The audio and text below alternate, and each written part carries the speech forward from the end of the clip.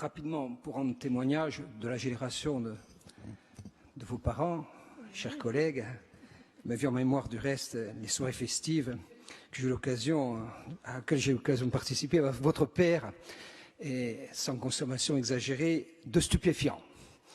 Pour vous dire que c'est un sujet évidemment extrêmement sérieux et que nous abordons avec enthousiasme, tant il est vrai qu'il faut qu'on exerce nos compétences, mais ne laissons pas courir l'idée qu'on serait omnicompétent sur ce sujet. Il faut y associer tous les partenaires possibles et tous ceux qui peuvent concourir, sinon en solution, en tout cas, à bien poser le diagnostic. Première chose. Deuxième chose, rendre témoignage en effet du fait que lorsqu'on parle d'addiction, il y a de nouvelles addictions qui sont en train de prendre le pas, notamment sur les plus jeunes âges.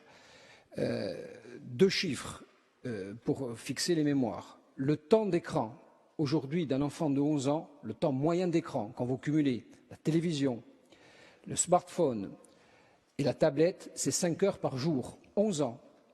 C'est l'entrée au collège. C'est l'âge pivot désormais. Donc quand on dit qu'il faut réfléchir au collège sur les addictions en termes d'écran, en réalité, non. C'est désormais au primaire qu'il faut porter l'effort. 4 ans plus tard, lorsqu'il rentre au lycée, ce n'est plus 5 heures par jour, mais 8 heures par jour. Ça pose des problèmes, notamment neurologiques, en termes de concentration, qui sont, pour reprendre les termes de nos collègues, un véritable fléau. Pour ce qui concerne la drogue, je pense qu'il faut avoir aussi, non pas des chiffres, mais enfin, des repères sur la démocratisation des drogues qui étaient considérées dans notre génération, mon cher collègue, comme dures. Un rail de coke aujourd'hui à samedi soir, c'est 50 €.